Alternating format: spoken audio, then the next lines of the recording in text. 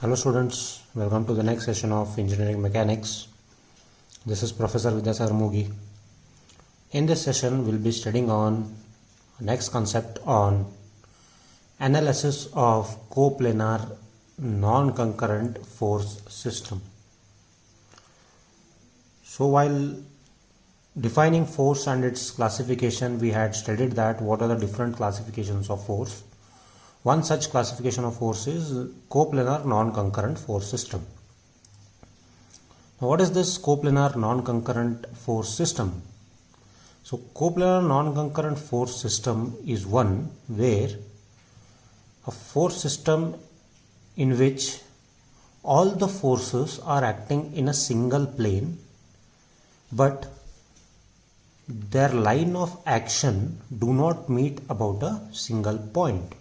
In such force system are called as coplanar non-concurrent force system. Now if this is one force, it has its own line of action, this force has its own line of action, and this force has its line of action.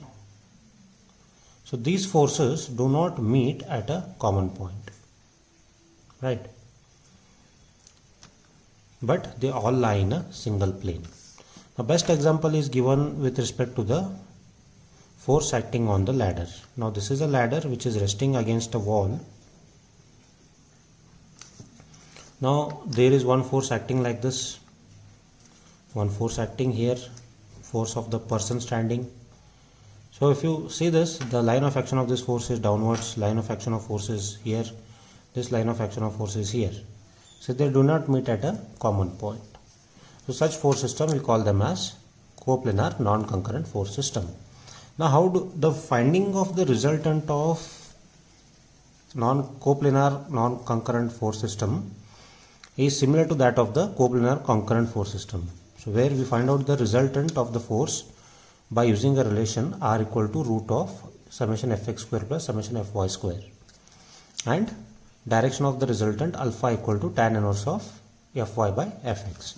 That is, when I find out force in x, force in y, the resultant of this force is here and this is the direction.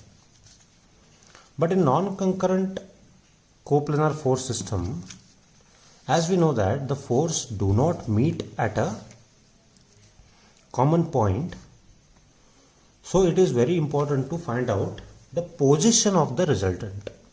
Now how do we find out the position of the resultant? For example, look here. Suppose if this is the y-intercept and this is the x-intercept, and say that the resultant is acting at some point. So this is the resultant. So I'll call this as R, and this is the direction of resultant. Now to know what is the position of the resultant, I should select an arbitrary or an imaginary point anywhere on this x and y intercept such that I can calculate the perpendicular distance of this resultant about that particular point. Say I'll select this point and I'll call this as point A. Then what I'll do is, so when I calculate resultant means what? I'll be knowing that there are number of forces acting on the element. So after summing up all those forces in x and y, I'll get the resultant force. Now, to find out the position of resultant, what I'll do is, about this point A, I'll take the moment of all those forces acting about point A. Then I'll calculate what? I'll calculate value of m about point A. I'll calculate moment about point A, which is ma. Then I have calculated resultant. Now how is the perpendicular distance of this resultant about point A? So perpendicular distance of this resultant about point A is given like this. So I'll call this as D. Then what is the definition of moment? Moment is given by what? M equal to force into perpendicular distance.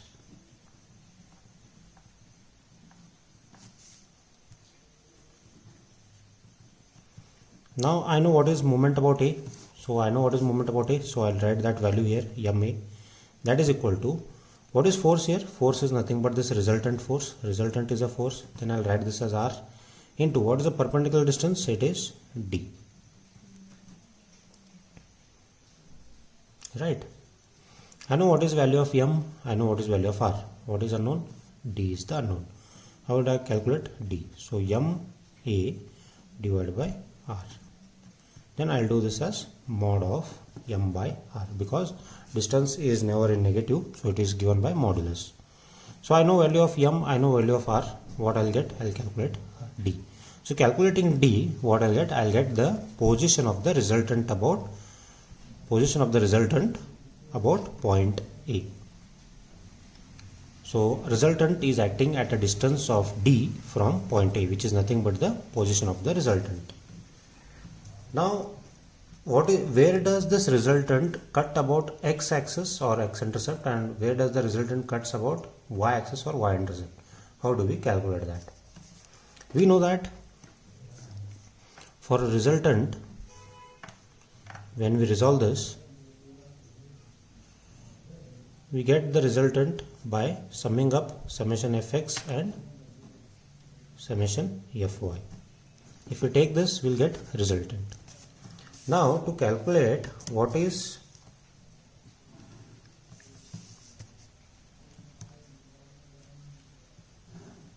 the x distance of resultant and y distance of resultant, such that resultant is acting like this. Now I'll extend this line to infinite length. Whether these two values are going to change? No. So these two values are unchanged. Where for whatever infinite length, I'll extend this resultant. Now this resultant is acting here. I should calculate what is the x distance of this resultant and what is y distance of this resultant. How will I calculate that? So I know the concept of moment. That is, I will call moment about O. I know that moment about O is MO. How do I calculate? And this distance is what? This is D. But I am interested in knowing what is the position of this resultant about this X. To calculate that, what I should do? I should place these two forces about this plane such that one of the force will become 0. Now where should I place summation fx and fy such that one of these two forces will be 0? So that can be possible if I place these two forces about this line. So if I place those two forces here, then this will be summation fy and this will be what? Summation fx. Now since summation fx is coinciding with O, what will be this value? It will be 0. Then what will be summation fy equal to? So summation fy into what is the perpendicular distance of fy? It is x. This will be equal to what? Moment. So what is the definition of moment? Force into perpendicular distance. So what is x equal to? X equal to what? MO upon summation fy. So this is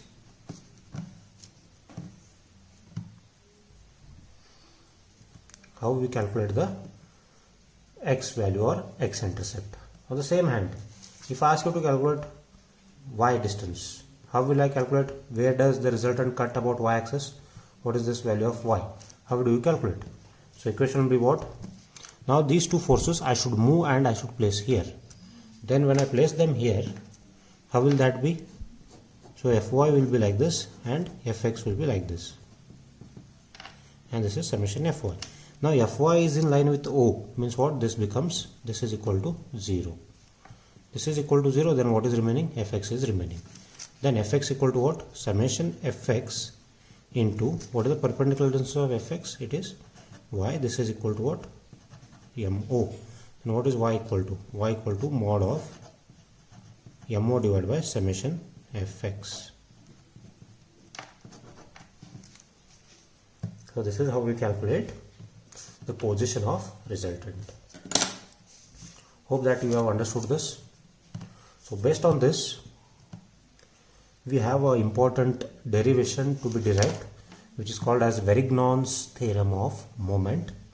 So we'll see that in the next part.